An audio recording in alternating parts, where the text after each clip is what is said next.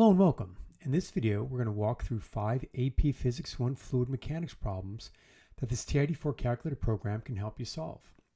We'll cover density, pressure, hydrostatic pressure, buoyant force, and the continuity equation. So if fluids feels like one of those units where all the formulas start blending together, this video should help. The calculator program I'm using is the MCS Tutoring Mechanics 2 program for the TI-84 plus CE or TI-84 plus CE Python calculator. Let's get started. Problem 1, density. A block has mass of 2.4 kg and a volume of 0.003 meters cubed. What is its density?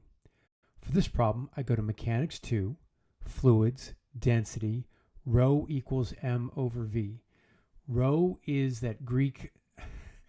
Rho is how you pronounce that Greek character that looks like a P that's been in a car accident.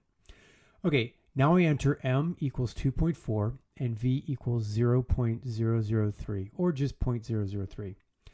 The calculator gives rho equals 800 kilograms per meters cubed, and that matches the equation rho equals m over v when you plug in all the units.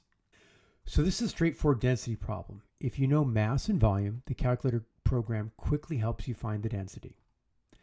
Problem 2, pressure. Here's the question. A force of 120 newtons is applied uniformly over an area of 0.04 meters squared. What pressure is produced? For this one, I go to Fluids, Pressure, P equals F over A, and then solve for P. Then I enter F equals 120 and A equals 0.04. The result is P equals 3,000 pascals, and that matches the equation P equals FA once you plug in everything you know. It's a good basic AP Physics 1 pressure question. Okay, problem 3, hydrostatic pressure. Here's the question. Water has a density of 1,000 kilograms per meters cubed. What is the pressure at a depth of 5 meters below the surface if atmospheric pressure is 1.01 times 10 to the 5th pascals? We're going to use G equals 10 meters per second squared. So for this problem, we're going to go to Fluids, Pressure, Hydrostatic P, P equals P sub 0 plus rho times G times H.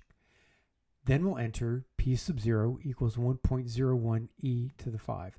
Now what that means is 1.01 times 10 raised to the 5th. That's what that E5 means. Okay, rho is going to be 1,000.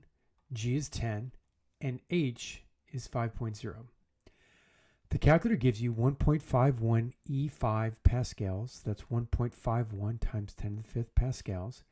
And that's correct according to the equation P equals P sub 0 plus rho times G times H once you plug everything in. So the pressure at that depth is 1.51 times 10 to the 5 pascals. Again, it's a nice problem because it shows the difference between surface pressure and total pressure deeper within the fluid. Problem 4, buoyant force. Here's the question. An object displaces 0.02 meters per cubed of water. What buoyant force acts on it? We're going to use water density is 1,000 kilograms per meter cubed and G equals 10 meters per second squared. For this one, you'll go to Fluids, Buoyancy, F sub B, that's basically buoyant force, F sub B, equals rho times G times V. Solve for FB, or F sub B. Then you'll enter rho equals 1,000, G equals 10, and V equals 0.02. The calculator gives you F sub B equals 200 newtons. And that matches the equation F sub B equals rho times G times V when you plug in everything that you're given. It's a good Archimedes principle type problem, and it comes up a lot in fluid mechanics. Problem 5, continuity equation. Here's the question. Water flows through a pipe. At one point, the cross-sectional area is 0.03 meters squared, and the speed is 2 meters per second. The pipe narrows to 0.01 meters squared. What's the new speed? For this one, you'll go to Fluids, Continuity, A1 V1, which means A1 times V1, equals A2 V2. Find V2. Then you'll enter A1 equals 0.03, V1 equals 2, or 2.0, and A2 equals 0.01. The calculator will give you V2 equals 6 meters per second, and that matches the equation A1V1 equals A2V2. So as the pipe gets narrower, the fluid moves faster. That is one of the key ideas in continuity problems. So those are 5 AP Physics 1 fluid mechanics problems that this TI-84 program can help you solve.